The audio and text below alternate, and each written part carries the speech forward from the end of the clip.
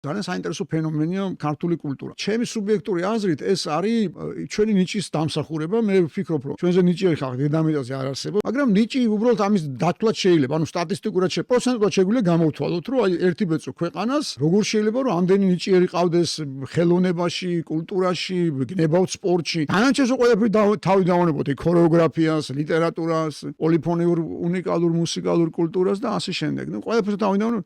ამაშიც კი ასეთი ნიჭიერები ვარ. ნუ რა ვქნათ, ასეთი ნიჭიერები ვარ და ასეთი ვიბადებით და მე მგონია რომ იმ თავით ასეთი ნიჭიერები ვიყავით და რას გულისხმობ, რომ ჩვენ ყოველთვის ვიყავით გზაჯვარედინზე. აი კაცობრიობის მთავარ გზაჯვარედინზე შეიძლება ითქვას. ნუ ევროცენტრისტული გაგებით რასაკვირველია, სადაც იკვეთებოდა ყველა დიდი გზა, აი რაც კი არსებობდა სამყაროში და ბევრი ხალხი მიდიოდა, მოდიოდა, მოძრაობდნენ, უამრავი იმპერია გვიტევდა, ვებძოდით, ხარკს უხდიდით, მაინც ვიბძოდით, მაინც თავისუფლებოდით, მაგრამ ამ პროცესში უამრავ ვიღებდით რა, რაც მათ მოქონდათ. ხო, მაგრამ ჩვენ ყველაფერში ვიღებდით რაც მოგწონდა, მე ამას ვითავისებდით, ამუშავებდით და სულ შედევრებს ვქმნით. მაგალითად, ჩვენი კულინარიის შედევრი, საცივი, ხო? მაგრამ არ არის ქართული გამოგონება, ხო იცით ალბათ, რომ ინდოელმა ვაჭრებმა შემოიტანეს. მაგრამ თქვენ რომ ნახოთ ინდოეთში, რაღა ინდოეთი ვახსენე, ინდოეთში რისგან არის წარმოშობილი, ანუ რას დაეფუძნა ჩვენი შედევრი საცივი, ახლოსაც ვერ მიგო ჩვენ საცივი. ამას გულისხმობ, რომ ჩვენი კულტურა, კულინარია იქნება, არქიტექტურა იქნება, ლიტერატურა იქნება, ხუროთმოძღვრება იქნება, ყველაფერი ასაც ჩვენ ვქნიდით საუკუნეების მანძილზე განსაკუთრებული და უმნიშვნელოვანესი შესაძლოა იყოს ნასაზრდოები სხვა ცივილიზაციებისგან